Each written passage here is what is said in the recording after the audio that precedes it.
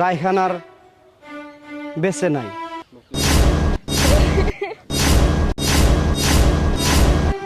কাউকে টাকা দিতে হবে না।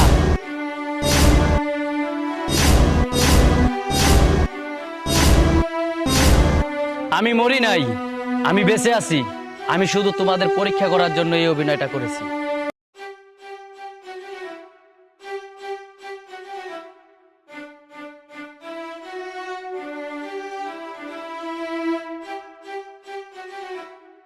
বাড়িতে কেউ আছেন?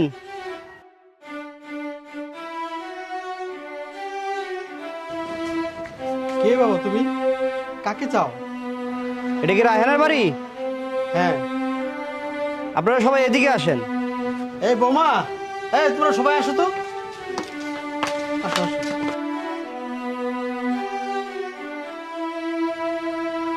সম্ভবত আপনি মনে হয় রায়হানের বাবা।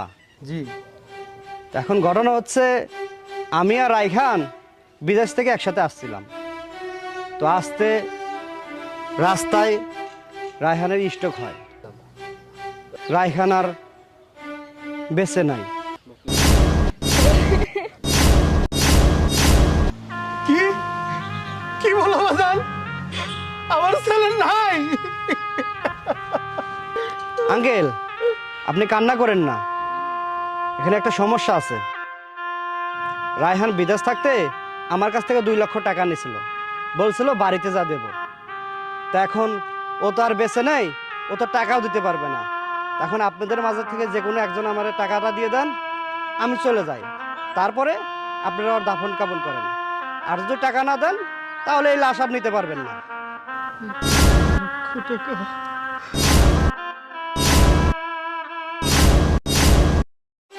বৌমা, আমার ছেলে তো তোমার কাছে টাকা পাঠাইতো, সেই টাকাগুলি দেও। আমার ছেলেরে দাফন করতে হইব বৌমা, তাড়াতাড়ি দেও বৌমা, দেও। কি বলেন বাবা? আমার কাছে কোনো টাকা পয়সা নাই। আর আপনার ছেলে যা টাকা পাঠাইতো তা তো সংসারের পিছনে লাগতো। আমি টাকা পয়সা দিতে পারবো না।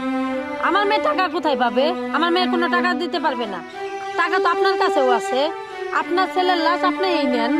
আমার মেয়ে কোনো টাকা পয়সা দিতে পারবে না। মারে, তোর ভাই তো তোর বিয়ের সময় অনেক টাকা খরচ করছে। আর জামাই, আমার ছেলে তো তোমার ব্যবসা বাণিজ্যের লেগে অনেক টাকা দিছে।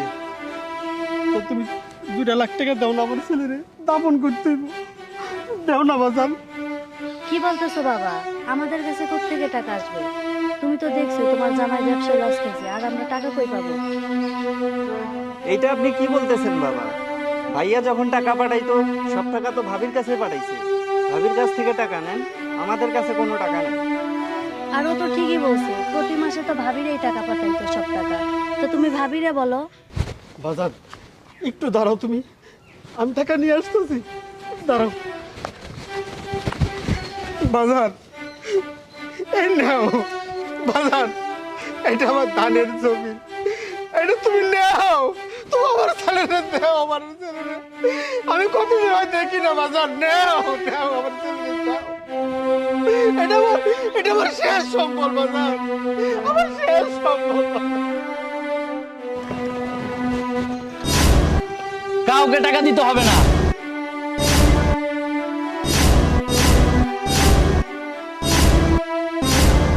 আমি মরি নাই, আমি বেঁচে আছি। আমি শুধু তোমাদের পরীক্ষা করার জন্য এই অভিনয়টা করেছি।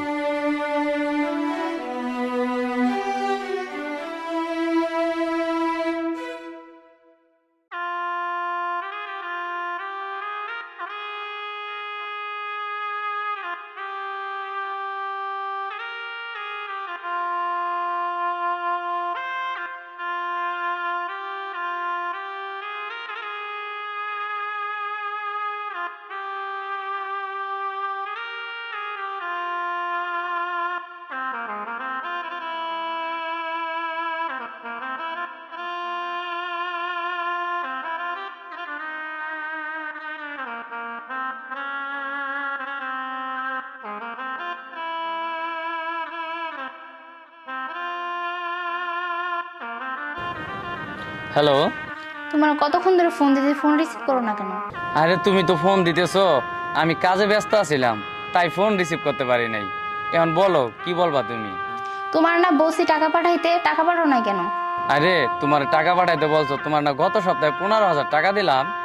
15,000 টাকায় কি হয়? 15 লাখ তো পাঠাও নাই। 2টা কসমেটিক কিনলে হচ্ছে এর বেশি লাগে টাকা।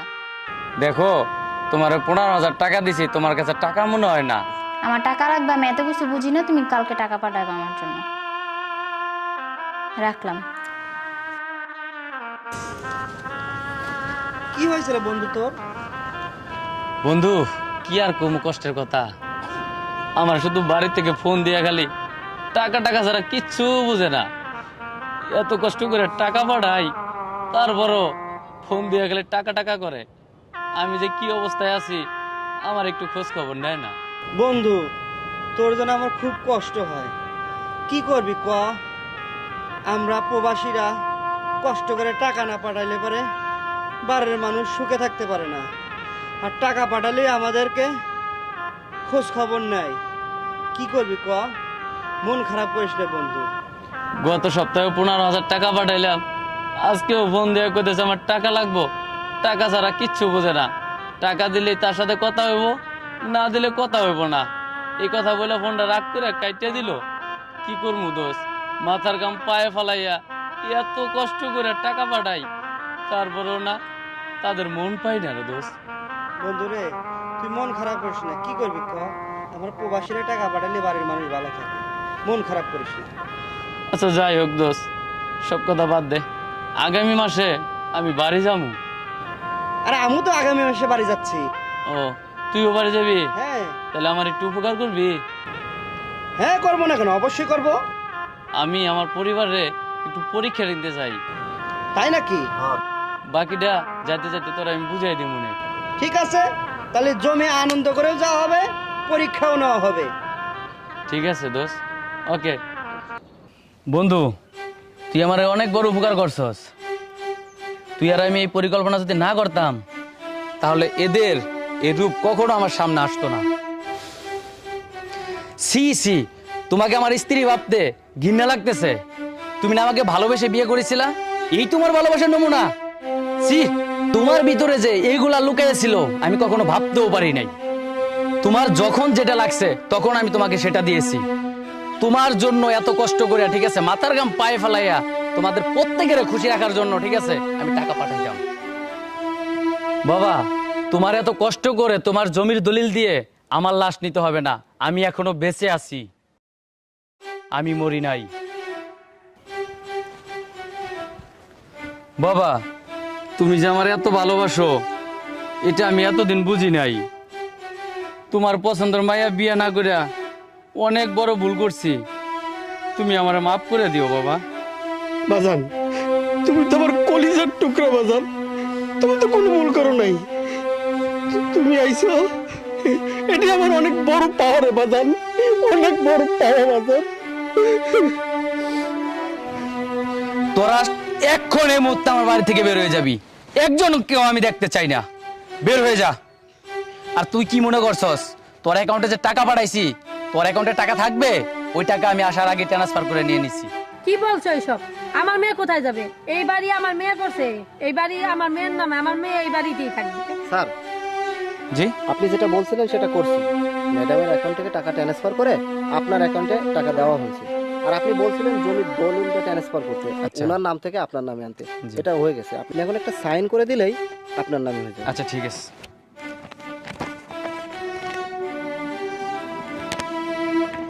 ঠিক আছে, ওকে ওকে, স্যার, আসি স্যার। আচ্ছা ঠিক আছে, ওকে ঠিক আছে। এখন বুঝতে পারছো? এখন আর তোমার অ্যাকাউন্টে কোনো টাকা নাই। আর এই বাড়ির কথা বলতেছো, এই বাড়ির দলিলটাও এখন আমার নামে, আর তোমার নামে কোনো কিছু নাই। এখনই এই মুহূর্তে বাড়ি থেকে বের হয়ে যাও। তুমি আমাকে মাফ করে দাও, আমার ভুল হয়ে গেছে। তোমার কোনো মাপ নাই গা, তুমি ছাড়ো। দোস্ত আসো, বাবা চলো আমরা ঘরে যাই। তোদের আর এই বাড়িতে কোনো জায়গা নাই।